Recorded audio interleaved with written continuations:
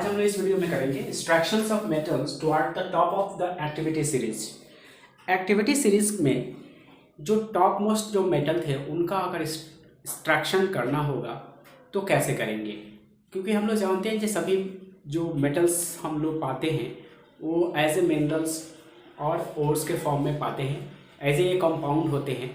और जो reactivity series के टॉप मोस्ट जो मेटल्स होते हैं वो ज़्यादा ही रिएक्टिव होते हैं और उनका जो कंपाउंड होता है कॉम्प्लेक्स होता है। तो ऐसे मेटल्स को हम लोग कैसे रिड्यूस करेंगे, कैसे उनसे मेटल को पाएंगे। तो यहाँ पर है जो हाईली रिएक्टिव मेटल्स है उनको किस मेटल से हम लोग रिड्यूस करेंगे। उनका अगर ऑक्साइड होगा या उनका अगर सल्फाइड फॉर्म होगा तो हम लोग कैसे उसको रिड्यूस करेंगे। क्या हम लोग कार्बन से उसको रिड्यूस करके, कार्बन से हीट करके रिड्यूस करके क्या मेटल पा सकते हैं? तो ऐसा नहीं होगा। कार्बन ऐसे ऑक्साइड्स को रिड्यूस नहीं कर सकता। Carbon can not reduce oxides of sodium, magnesium, calcium, aluminium. क्यों नहीं रिड्यूस कर सकता? इसका कारण है because metals have more affinity for oxygens. इनका जो ऑक्सीजन के प्रति, एल्युमिनियम को भी हम लोग ये चारों जो मेटल्स है, चाहे मैग्नीशियम है, एल्युमिनियम है, कार्बन है, कैल्शियम है, सोडियम है, इनका जो अफिनिटी होता है towards oxygen, affinity towards oxygen O2 is more than carbon. यानी इन मेटल से ये कार्बन जो है ऑक्सीजन को आउट नहीं कर सकता। यानी कार्बन से हम इन मेटल को रिड्यूस करके उनका मेटल नहीं पा सकते। तो ऐसे इस केस में हम लोग तब क्या कर सकते हैं, तब ऐसे मेटल्स को जो हाईली रिएक्टिविटी सीरीज में जो टॉप मोस्ट का जो मेटल है उनको हम लोग इलेक्ट्रोलाइसिस प्रोसेस से मेटल्स का एक्सट्रैक्शन करते हैं। इलेक्ट्रोलाइसिस प्रोसेस से इन मेटल को पाया जाता है। तो इलेक्ट्रोलाइसिस मेथड क्या है? तो ये इलेक्ट्रोलाइसिस प्रोसेस हम लोग जानते हैं। इलेक्ट्रोलाइसिस प्रोसेस मेटल का जो क्लोराइड होता है, यानी सोडियम, पोटेशियम, कैल्शियम का जो क्लोराइड है, सोडियम, कैल्शियम, मैग्नीशियम, इनका जो क्लोराइड होता है, क्लोराइड को सबसे पहले क्या किया जाता है, क्लोराइड फॉर्म को सबसे पहले जाता है मोल्टेन स्टेट में लाया जाता है। ये जैसे मोल्टेन स्टेट में आएंगे इनको हम लोग एक पॉट में ले लेते हैं। यानी ये है कैल्शियम है, सोडियम है, पोटेशियम है, ये जो भी है मोल्टेन साल्ट है। और एल्युमिनियम का ऑक्साइड जो होता है एल्युमिनियम का ऑक्साइड को भी ऐसे ही उनका जो सॉल्ट होता है, उनका मोल्टेन स्टेट होता है, उनमें इलेक्ट्रोलाइसिस कराया जाता है। तो इलेक्ट्रोलाइसिस करेंगे तो कैथोड पर यानी नेगेटिवली चार्ज पर मेटल डिपोज होगा। एक को एनोड बनाएंगे और एक को कैथोड बनाएंगे। तो अगर जो कैथोड होता है, कैथोड जो होता है नेगेटिवली चार्ज होता है। अगर बैटरी से हम इसको ऐड ये कर देते हैं तो ये नेगेटिव है, ये पॉजिटिव है एनोड, और ये होता है कैथोड नेगेटिव। तो मेटल जो होते हैं पॉजिटिवली चार्ज होते हैं। तो जैसे इसमें इलेक्ट्रिक करंट पास होगा, ये मोल्टेन स्टेट में जो मेटल का जो क्लोराइड है वो आयनाइज्ड हो जाएगा और मेटल उनसे अलग हो जाएगा और मेटल्स क्या होगा, इस एनोड पर आकर इकट्ठा होंगे। तो और इस तरह से यहाँ से हम लोग मेटल को अलग कर लेते हैं। और एल्युमिनियम का ऑक्साइड का केस में भी वही होगा। उनका ऑक्साइड्स का एक मोल्टेन स्टेट होगा और उनको जब इलेक्ट्रिसिटी करंट में ये हमारा इलेक्ट्रोलाइसिस का प्रोसेस है। और ये जो होता है इलेक्ट्रोलाइट के रूप में हमको लेना होगा उसका मोल्टेन स्टेट को, इलेक्ट्रोलाइट। तो ये जो लिक्विड फॉर्म है ये इलेक्ट्रोलाइट है। तो इलेक्ट्रोलाइट के रूप में इनका ये जो क्लोराइड है as a molten state, as a electrolyte के रूप में यूज होगा। और इस सिस्टम में ये इलेक्ट्रोलाइसिस प्रोसेस होगा और मेटल हम लोग प्राप्त करते हैं। तो इस तरह से एक्सट्रैक्शन ऑफ मेटल होता है।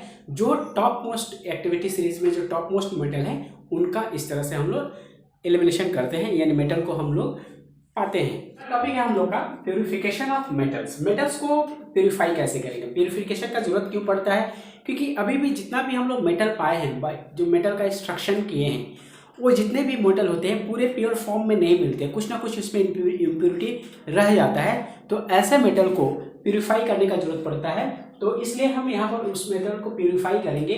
और वो प्योरीफिकेशन का मेथड क्या है, तो ये प्योरीफिकेशन का प्योर मेटल पाने का एक ही तरीका है, बाय इलेक्ट्रोलाइसिस। अगर इलेक्ट्रोलाइसिस करते हैं तो वो मेटल का हम लोग प्योर फॉर्म पा सकते हैं। अब इलेक्ट्रोलाइसिस करेंगे तो कैसे करेंगे, प्योरीफिकेशन ऑफ मेटल्स करने के लिए हम लोग इलेक्ट्रोलाइसिस प्रोसेस का जो यूज़ करेंगे, ये हमारा इलेक्ट्रोलाइसिस का जो सिस्टम है ये है हमारा।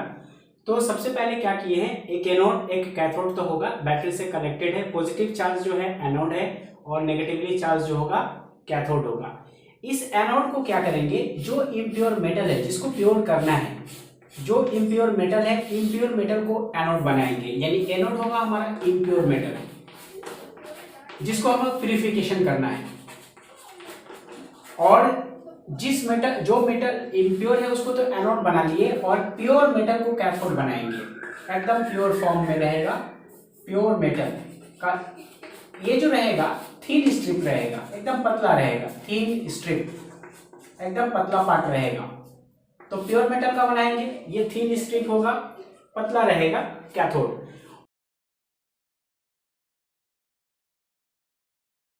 और जिस मेटल को हम प्यूरिफाई करना चाहते हैं उस मेटल का यहाँ पर सॉल्ट यूज करेंगे। उस मेटल का सॉल्ट मोल्टन, जो कि मेटल सॉल्ट जो होगा वाटर सोलुबल होगा, वो सॉल्ट जो है मेटल इस वाटर में घुला हुआ रहेगा।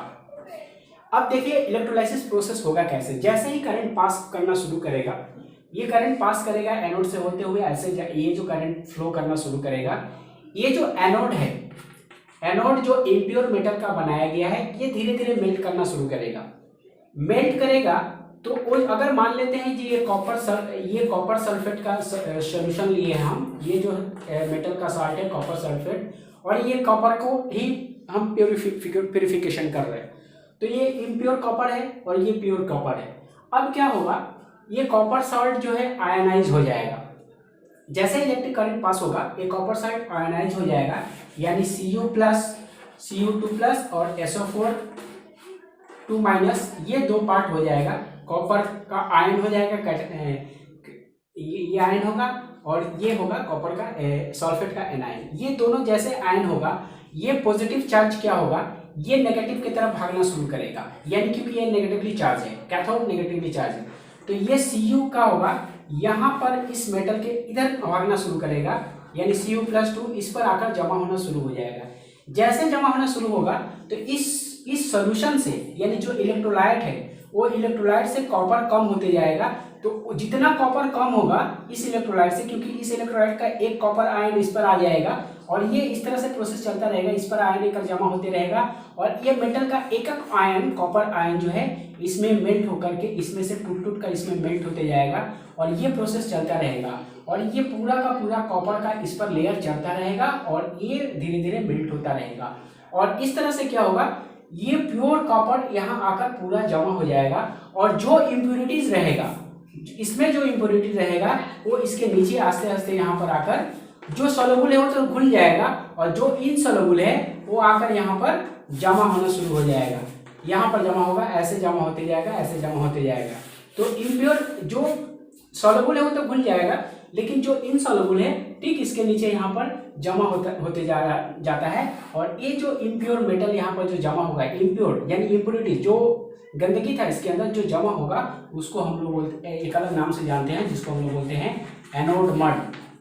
एनोड के नीचे जमा होने वाला कचरा, तो उसको एनोड मड के नाम से भी जाना जाता है। तो इम्प्योरिटीज जो है वो एनोड मड कहलाता है। तो इस तरह से ये प्यूरिफिकेशन ऑफ मेटल किया जाता है। तो बहुत ही आसान प्रोसेस है इलेक्ट्रोलाइसिस द्वारा।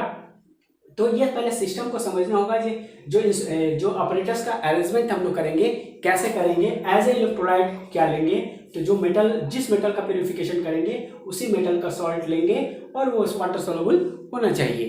तो इस तरह से प्यूरिफिकेशन करते हैं। अब अगला टर्म हम लोग आएंगे कोरोशन में, के बारे में हम लोग क्या जानते हैं। कोरोशन मतलब होता है कोई भी चीज़ नष्ट हो जाना, उसमें से टूट फूट करके निकल जाना, खुरच आ जाना, इस तरह का जो प्रॉपर्टी होता है उसको हम लोग कोरोशन बोलते हैं। तो पहले हम लोग थोड़ा सा डेली लाइफ में जो चीज़ हम लोग सामने देखते हैं उसके बारे में हम लोग चर्चा करेंगे। सबसे पहले अगर सिल्वर का बात करें, हम लोग चांदी का कोई चीज़ जब पहनते हैं तो आस्ते आस्ते देखते हैं जो कुछ दिन के बाद में वो काला पड़ जाता है। या कॉपर का बर्तन को अगर देखते हैं तो आस्ते आस्ते वो धीरे धीरे उसके ऊपर एक कोटिंग चढ़ जाता है, वो एक ग्रीनिश कलर का ग्रीन कलर का कोट हल्का हल्का नजर आता है, देखेंगे घर में अगर बर्तन वर्तन होगा तो। और एक और भी चीज़ देखते हैं हम लोग आयरन के बारे में। आयरन के ऊपर, लोहा के ऊपर जंग लग जाता है, रस्ट लग जाता है। ये सारा जो प्रोसेस है इसको कोरोशन का ही प्रोसेस बोलते हैं। अब आते हैं बात जो सिल्वर ब्लैक क्यों हो जाता है। सिल्वर का ब्लैक होने के कारण है जो एटमॉस्फेयर में जो सल्फर मौजूद होता है, बहुत सारा सल्फर जो होता है, वो सल्फर उस सिल्वर के साथ रिएक्ट कर जाता है और ऊपरी सतह पर उसका एक सल्फाइड फॉर्म कर लेता है, यानी सल्फर का सिल्वर के साथ एक सल्फाइड फॉर्म कर लेता है, जिसके चलते वो ब्लैक कलर में आ जाता है।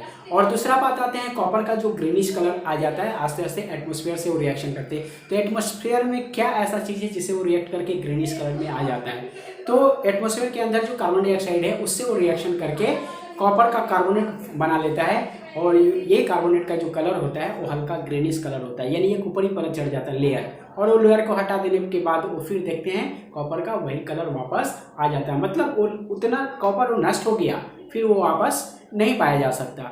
और आयरन का केस में भी यही होता है, आयरन में रस्ट लग जाता है। रस्ट क्यों लगता है, तो एयर एंड वाटर दोनों के कांटेक्ट में आने से उस आयरन का एक ऑक्साइड फॉर्म कर लेता है, या आयरन का ऑक्साइड जब फॉर्म हो जाएगा तो वो आयरन के नेचर से अलग होता है, और वो देखने में फ्लैकी ब्राउन कलर का होता है, निकला निकला खुरदुरा पार्ट हो जाता है, और इजीली वो टूट भी जाता है, यानी आयरन जो है नष्ट हो जाता है। तो ये सब जो प्रोसेस है सब कोरोशन होता है। यहाँ पर हम सिल्वर का जो बात बोले उसको लिख दिए हैं, सिल्वर बिकम्स ब्लैक। कारण क्या होता है, react with sulphur form a coat of silver sulphide, और यही एक ब्लैक कलर का होता है। यही जो सिल्वर सल्फाइड फॉर्म होता है उसी के चलते वो ब्लैक हो जाता है। कॉपर का जो है मॉइस्ट CO2 के साथ रिएक्ट करता है और फॉर्म करता है एक ग्रीन कोट, और ये जो ग्रीन कोट ऊपर जो कवरिंग होता है वो कॉपर कार्बोनेट होता है। आयरन का बात किए तो आयरन वाटर एंड एयर के साथ मिलकर, यानी दोनों मौजूद होना चाहिए, तो उस केस में रस्ट फॉर्म करता है, और इस रस्ट का ही कलर होता है ब्राउन फ्लैकी। तो इस पर कई क्वेश्चन आ सकते हैं। सिल्वर का जो चीज़ जो है ब्लैक क्यों हो जाता है, कारण क्या है। कॉपर का ग्रीन कोट, कॉपर के बर्तन के ऊपर ग्रीन कोट क्यों दिखाई देता है, उसका कारण क्या है। और आयरन जो है ब्राउन एंड फ्लैकी हो जाता है, यानी आयरन के ऊपर रस्ट जो लग जाता है उसका कलर क्या है और कैसे लगता है, ये सारा क्वेश्चन इसके ऊपर बनता है। अब ये जो कोरोशन हो रहा है, अगर हम इस कोरोशन को बचाना चाहते हैं तो क्या करेंगे। तो कोरोशन को बचाने का एक ही सिस्टम है, एक ही नियम है, जो उसके ऊपर कोट दे दे, वो एयर या मॉइस्चर के कांटेक्ट में ना आए। अगर उसके ऊपर कोटिंग दे देते हैं, वो कोटिंग कोई भी चीज़ हो सकता है, ग्रीज हो सकता है, ऑयल हो सकता है, उसके ऊपर कोई चीज़ का प्लाटिंग कर सकते हैं, उसके ऊपर कवरिंग कर सकते हैं। तो इस तरह से बहुत सारा चीज़ हो सकता है जिससे कि हम लोग कोरोशन से बचा सकते हैं। तो उसको हम एक बार नोट के रूप में लिख कर दिखा देते हैं। यहाँ पर कुछ प्रिवेंशन है। प्रिवेंशन रस्टिंग ऑफ आयरन को बचाने के लिए, माने आयरन को रस्ट से बचाने के लिए क्या क्या कर सकते हैं। Oiling, greasing, painting, galvanising, chrome plating, anodising, ये सारा प्रोसेस हम लोग कर सकते हैं। अब एक टर्म जो आया एनोडाइजिंग, तो हम लोग को पहले से पता है। एक टर्म आया है गैल्वेनाइजिंग। ये गैल्वेनाइजिंग प्रोसेस क्या होता है, ये आयरन को या स्टील को जो बचाना होता है तो हम लोग जिंक का ऊपर से पतला एक कोटिंग कर देते हैं। ये जो प्रोसेस होता है उसको हम लोग गैल्वेनाइजिंग कहते हैं। तो गैल्वेनाइजिंग का डेफिनेशन लिख देते हैं। गैल्वेनाइजिंग एक प्रोसेस है जिसमें क्या किया जाता है, ये एक प्रोटेक्टिंग मेथड है। तो method of protecting steel and iron from rusting by coating them with a thin layer of zinc, यानी जिंक का थिन लेयर से अगर इसको कोट कर दिया जाए, थिन लेयर ऑफ जिंक से अगर कोट कर दिया जाए तो उस प्रोसेस को हम लोग बोलते हैं गैल्वेनाइजिंग। तो ये हुआ गैल्वेनाइजिंग। और एक मेथड है जिससे हम लोग किसी भी मेटल को कोरोशन से बचा सकते हैं, वो है एलॉइंग। एलॉइंग करके भी हम लोग मेथड से एलॉइंग, तो एलॉइंग क्या है, यानी एलॉय बनाने का एक प्रोसेस है। एलॉय होता है किसी भी 2 या 3 मेटल को एक साथ मिलाकर हम लोग उसको एलॉय बना सकते हैं। मेटल को बचाने के लिए हम लोग, मेटल को कोरोशन से बचाने के लिए हम लोग एलॉइंग का भी यूज़ कर सकते हैं। और एलॉइंग जो होता है ये very important. Alloying is a very good method of improving the properties of metals. Metals का प्रॉपर्टी को चेंज कर देता है, यानी उसके प्रॉपर्टी को इम्प्रूव कर देता है। तो एलॉय एक्चुअल में क्या होता है, होमोजेनियस मिक्सचर ऑफ 2 और मोर मेटल्स। 2 और मोर मेटल्स को एक साथ मिक्स किया जाता है, वो भी होमोजेनियस मिक्सचर होगा। यानी होमोजेनियस बोलने का मतलब हर जगह समान मिक्सचर आएगा। और ये मेटल 2 और मोर मेटल्स के बीच में होता है, या ये भी होता है कि एक मेटल और एक नॉन मेटल का भी ये होमोजेनियस मिक्सचर होता है। तो एलॉइंग से फायदा क्या होता है, उससे जो मेटल का जो प्रॉपर्टी है वो इम्प्रूव करता है। अगर फॉर एग्जांपल अगर आयरन का बात ले तो आयरन जो होता है नॉर्मली जो होता है pure iron soft and stretches easily when hot. तो एलॉइंग क्यों किया जाता है, उसका बहुत सारा कारण है एलॉइंग करने का। उसका तो प्रॉपर्टी को इम्प्रूव करता है, किस किस तरह से इम्प्रूव करता है। अगर प्योर आयरन का बात करें तो प्योर आयरन नॉर्मली देखा जाता है तो ये सॉफ्ट होता है और स्ट्रेचेस इजिली व्हेन हॉट। तो इस तरह का मेटल को अगर हम लोग किसी काम में यूज करेंगे, कहीं पर इसको या मशीनरी पार्ट्स बनाएंगे या कोई भी स्ट्रक्चर में इस मेटल्स का यूज करेंगे, तो वो उस कंडीशन में ये अगर stretchable easily when hot stretch हो जाएगा, बेंड हो जाएगा, मुड़ जाएगा, सॉफ्ट रहेगा, तो कोई काम नहीं आएगा। तो इसलिए क्या किया जाता है, एलॉइंग किया जाता है। एलॉइंग करने का मतलब जैसे कि अगर मान लेते हैं हम लोग स्टील का बात करते हैं, स्टेनलेस स्टील का बात करते हैं, जो घर में हम लोग का जो बर्तन होता है एक्चुअल में वो होता क्या है, बहुत सारे स्टेनलेस स्टील का आजकल तो स्टेनलेस स्टील का हर जगह देखा जाता है, तो सब कोई स्टेनलेस स्टील का ही चीज़ को यूज़ करना चाहता है क्योंकि उसमें शाइनिंग प्रॉपर्टी ज़्यादा होता है। और क्या होता है, वो रस्ट, उसमें रस्ट नहीं पकड़ता। सबसे इंपॉर्टेंट बात शाइनिंग प्रॉपर्टी तो होता ही है, रस्ट नहीं लगता है। तो वो जो स्टेनलेस स्टील होता है वो एक्चुअल में क्या है, एक एलॉय है। किसका एलॉय है, आयरन का है। ये Na है निकेल और ये क्रोमियम, आयरन निकेल और ये क्रोमियम का एलॉय है, यानी होमोजेनियस मिक्सचर है जो स्टेनलेस स्टील है। तो इसका जो स्ट्रेंथ है या और अदर जो प्रॉपर्टी है सब इंप्रूव करके एक नया प्रॉपर्टी हमारे सामने आता है, इसलिए एलॉइंग भी किया जाता है। अब हम लोग प्योर गोल्ड का एक एग्जांपल लेते हैं। प्योर गोल्ड का अगर एग्जांपल लेंगे तो एक्चुअल में प्योर गोल्ड जो होता है, अगर हम लोग का इंडियन मेजरमेंट देखें तो प्योर गोल्ड किसको बोला गया, एक उसका जो मेजरमेंट है जिसको हम लोग बोलते हैं 24 कैरेट, यानी 24 कैरेट्स माने एकदम प्योर, यानी प्योर गोल्ड है, उसमें कोई भी दूसरा मेटल्स यूज नहीं है। तो अगर इसमें हम लोग ये जो होता है, ये जो प्योर गोल्ड होता है एक्चुअल में देखा जाता है तो ये सॉफ्ट होता है। सॉफ्ट होगा, अगर सॉफ्ट होगा तो अगर सॉफ्ट बोलने का मतलब का वेरी सॉफ्ट, माने आसानी से फोल्ड हो जाएगा, मुड़ जाएगा, जैसे तैसे हो जाएगा। तो अगर ये सॉफ्ट होगा तो हम लोग इसका यूज कैसे करेंगे, ऑर्नामेंट्स कैसे बनाएंगे, ज्वेलरी कैसे बनाएंगे। तो इसमें तब उस केस में ये not use for jewellery, not use for jewellery. तो ज्वेलरी के लिए हम लोग यूज नहीं कर सकते।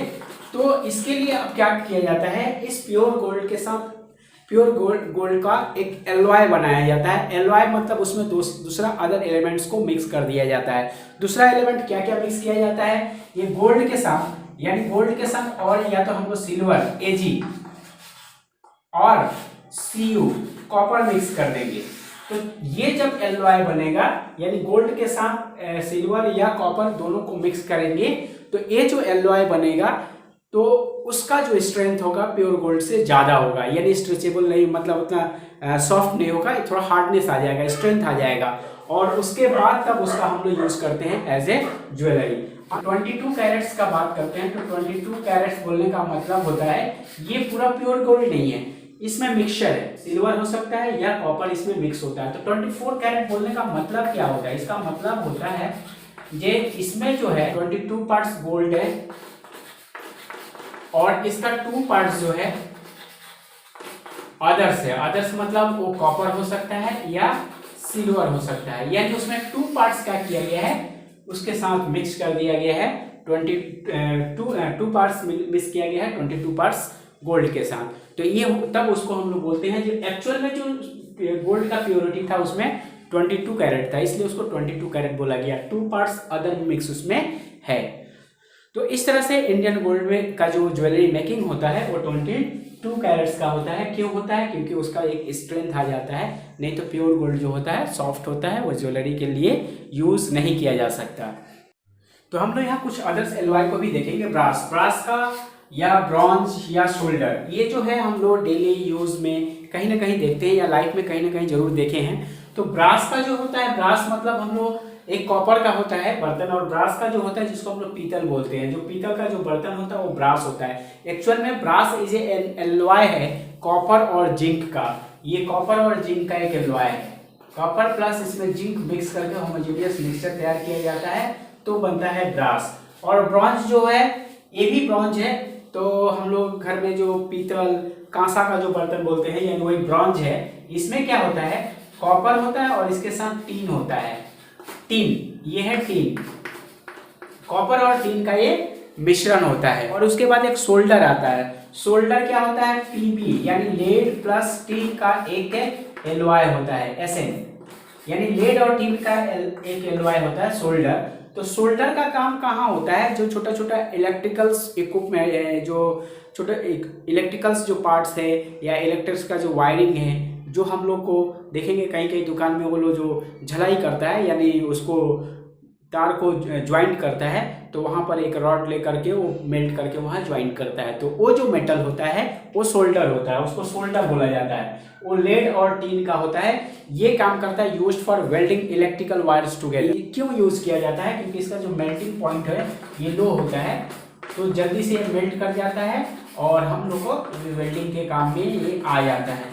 तो इससे बड़े बड़े मशीनरी का वेल्डिंग नहीं होगा, ये इलेक्ट्रिकल वायर्स को ज्वाइंट करने में। और एक हम लोग एलॉय का बात करेंगे। एक ऐसा एलॉय है जिसको हम लोग एलॉय ना बोलकर उसको अलग नाम से जानते हैं, जिसको हम लोग बोलते हैं amalgam.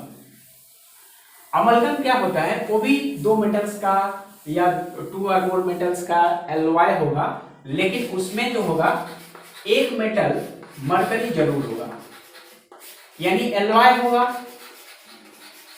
One of the metal, उसमें जो होगा मेटल मरकरी। मरकरी मस्ट है, यानी अगर ऐसा मेटल का एलॉय है जिसमें एक मेटल उसमें मरकरी है, कई सारा मेटल का एलॉय हो सकता है, लेकिन उसमें मरकरी अगर एलॉइंग एलिमेंट के तरह अगर यूज किया गया है तो उसको हम लोग अमलगम बोलते हैं। तो ये है हमारा अमलगम। तो ये भी क्वेश्चन पूछता है अमलगम किसको बोलते हैं, यानी alloying element of mercury. Mercury का जो एलॉइंग एलिमेंट होता है, एलॉइंग जो भी मेटल फॉर्म होगा यानी जो भी एलॉय फॉर्म होगा, अगर उसमें एक मरकरी है यानी उस एलॉय में अगर मरकरी मौजूद है तो उसको हम लोग अमलगम के नाम से जानते हैं। तो ये जो एलॉइंग जो हम लोग किए, मेटल का जो प्रॉपर्टी इंप्रूवमेंट के लिए किए, और इससे हम लोग कोरोशन से भी बच सकते हैं, यानी इस तरह से मेटल को कोरोशन से बचाया जा सकता है। लेकिन इसमें कुछ कुछ चीज होता है जो इलेक्ट्रिकल कंडक्टिविटी और जो मेल्टिंग पॉइंट होता है, इस तरह का मेटल का यानी एलॉइंग मेटल्स का जितने भी एलॉय हैं उनका जो इलेक्ट्रिकल कंडक्टिविटी है और मेल्टिंग पॉइंट जो है कंडक्टिविटी ओरिजिनल मेटल से लो हो जाता है और मेल्टिंग पॉइंट भी लो हो जाता है, यानी मेल्टिंग पॉइंट भी कम हो जाता है और इलेक्ट्रिकल जो कंडक्टिविटी है वो भी लो हो जाता है। तो ये इस तरह का है हमारा ये जो चैप्टर था मेटल्स एंड नॉन मेटल्स का। तो इसमें बहुत सारा शॉर्ट क्वेश्चन आ सकते हैं। अमलगम क्या है, स्टेनलेस स्टील किस किस मेटल का एलॉय है, ब्रॉन्ज हो गया, ब्रास हो गया, या सोल्डर जो एलॉइंग मेटल होता है उसमें कौन कौन सा मेटल का यूज़ किया गया है। तो इस तरह का सारे क्वेश्चन हो सकते हैं। कोरोशन से बचने का क्या क्या उपाय है, तो ये सारे इसमें क्वेश्चन हो सकते हैं।